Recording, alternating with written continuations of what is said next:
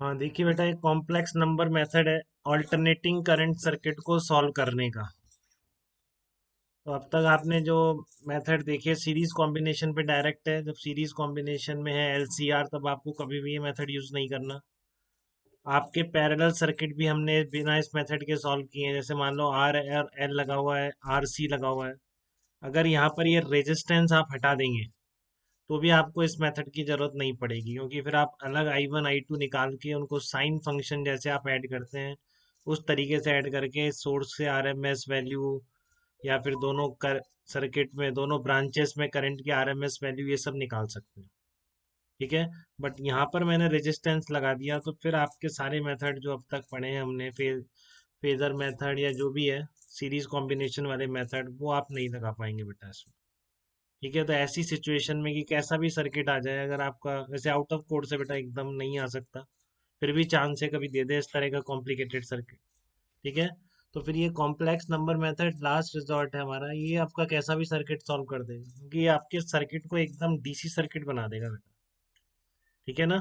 जैसे आप DC circuit में करते हो कि I equals to E upon R equivalent series, ये आपका जैसे सीरीज कॉम्बिनेशन होता है, तो आप जो यहाँ पर एक्सएल रखते हो यहाँ पर एक्सी रखते हो, तब आप ये आप बिल्कुल एज ए सीरीज कॉम्बिनेशन हो जाएगा रेजिस्टेंसेस का। ये दो रेजिस्टेंसेस का सीरीज कॉम्बिनेशन हो जाएगा।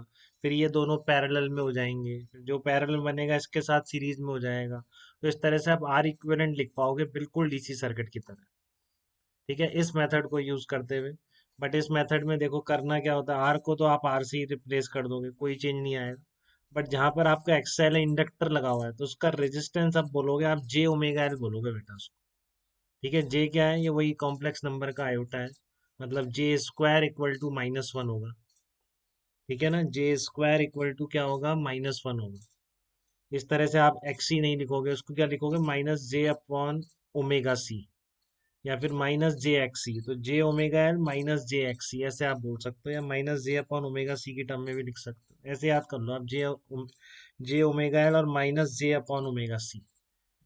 ठीक है। तो आप बिल्कुल इसको आप रेजिस्टेंस की तरह यूज करो, बट जे के लगाते जाओ साथ में। ठीक है ना। तो here J is iota of complex number method. तो क्या स्ट्रेटेजी रहेगी, कैसे अप्लाई करना है, ये तो आपने रिप्लेस कर दिया कि अब आप एक्सेल यूज नहीं करोगे, जे ओमेगा एल यूज करोगे, या फिर एक्सी की जगह -J/XC, या फिर आप -J/ओमेगा सी यूज करोगे। ठीक है। कैसे अप्लाई करेंगे, बहुत सिंपल है। देखो जैसे आपको ये केवल प्योर रेजिस्टिव सर्किट है, तो यहाँ तो आपको ए और बी दोनों के पॉइंट के बीच एक रेजिस्टेंस ही लग रहा है, तो बस कुछ नहीं है, R A B equals to capital R ही रह जाएगा। तो ये तो वैसे ही आ जाएगा, E/R, पहले भी आता था, E = E0 sin ω t/R। ये तो सिंपल है, क्योंकि इसमें भी आर की जगह आ रही है। फेज डिफरेंस ना होने की वजह से इसमें कोई चेंज नहीं आता है। ठीक है। बट अब आपको इसमें लिखनी है इंस्टेंटेनियस करंट लिखनी है, ये आपका ईएमएफ अप्लाई किया है, तो आपको अभी बहुत अच्छी तरह आता है, कोई दिक्कत नहीं है। आपको पता है इसमें करंट π/2 से लीड कर जाएगी। तो E0 sin ω t plus π/2, I0 की जगह E0/Z। जेड कितना होता है ए और बी के बीच, अगर केवल एक्सी लग रहा हो तो एक्सी के बराबर 1/ω से। कॉम्प्लेक्स नंबर मेथड से कैसे करेंगे, कॉम्प्लेक्स नंबर मेथड क्या कहता है, आप ए और बी के बीच इक्विवेलेंट रेजिस्टेंस कैसे लिखेंगे, एक ही रेजिस्टेंस है, बट क्या है वो, एक्सी नहीं है। वो क्या है, -J/XC या -J/ओमेगा सी है।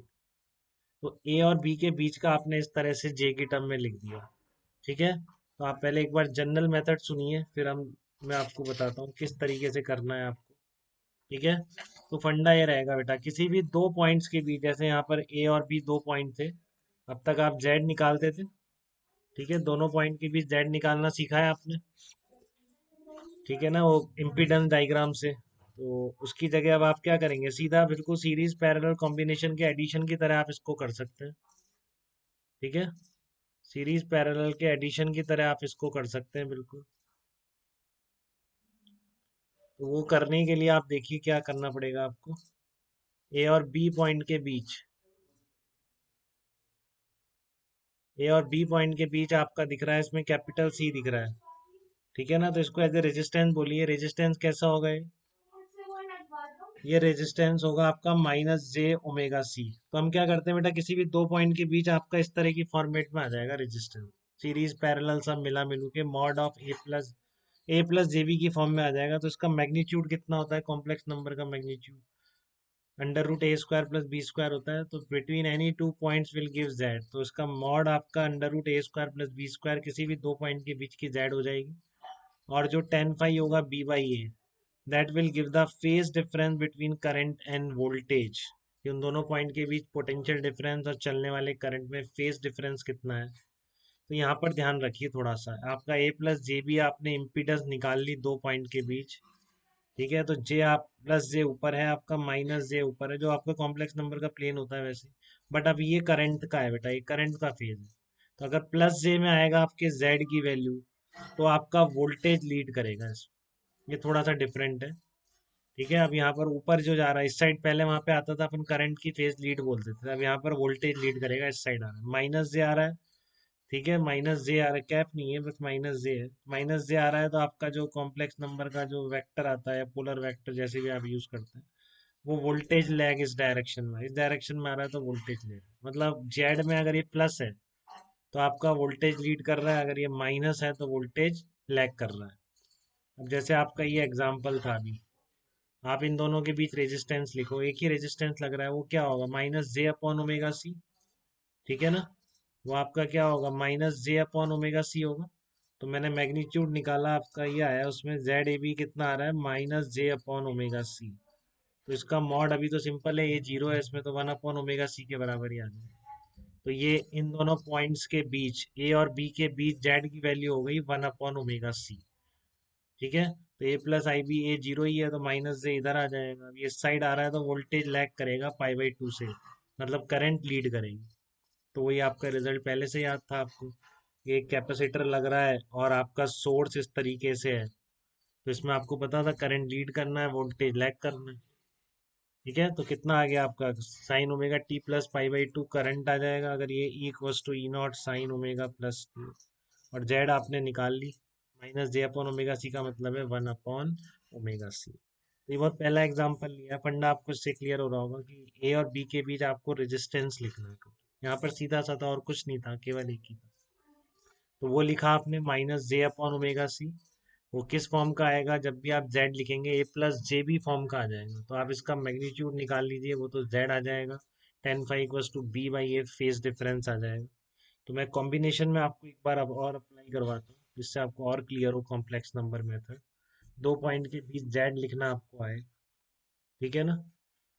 जैसे ये आपका रेजिस्टेंस और कैपिटल एल है, आपको ए और बी पॉइंट के बीच जेड की वैल्यू लिखनी है, तो आपको सब पता है वैसे तो ये, आप आर एक्सएल बनाते हैं, under root R square plus XL square, but complex number method से कैसे लिखेंगे, सिंपल सा सीरीज कॉम्बिनेशन है, आर इक्विवेलेंट कितना होगा, R one plus R two, तो इसका तो आर रहने दो, इसका आर टू मैंने लिखना बताया जे ओमेगा एल, तो जे प्लस ओमेगा एल, तो ए और बी के बीच इम्पिडेंस ए प्लस आई जे फॉर्म की आ रही है, ए प्लस जे बी, ये जे इसलिए यूज किया बेटा, करंट से कंफ्यूजन हो जाता है, जे आयोटा ही है हमारा, तो इस फॉर्म की आपकी इम्पिडेंस आ रही है, ठीक है ना, इस फॉर्म की इम्पिडेंस आ रही है, तो कितना हो जाएगा ये, जे इसका मॉड निकाल दो आप, under root R square plus omega L square, phi निकाल दो, टेन फाई कितना आ जाएगा, ओमेगा एल अपॉन आर आ जाएगा, प्लस आ रहा है ना, तो ये लीड करेगा, वोल्टेज लीड करेगा, इसमें करंट लैग करेगी।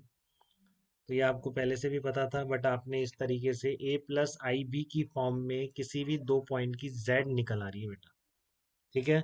ऐसे आरसी सर्किट में देखिए, इसमें आरसी में देखिए आप, ए और बी पॉइंट के बीच, किसी भी दो पॉइंट के बीच जेड निकालने का कॉम्प्लेक्स नंबर मेथड है, आप उन दोनों के बीच इक्विवेलेंट रेजिस्टेंस निकाल दो, सीरीज कॉम्बिनेशन में ऐड हो जाते हैं, तो आर प्लस मैं क्या लिखोगे, माइनस जे अपन ओमेगा से, फिर वो मॉड निकालोगे, अब नेगेटिव आ रहा है तो वोल्टेज लैग कर जाएगा, करंट लीड कर जाएगी, तो करंट ये आ जाएगी, ठीक है ना।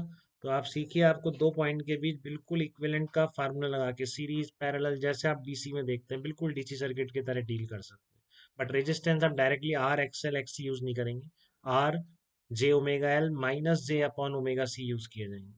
तो एक दो और एग्जांपल लेते हैं अपन नेक्स्ट वीडियो में, पहले यहाँ तक बताइए, किसी को कोई कंफ्यूजन।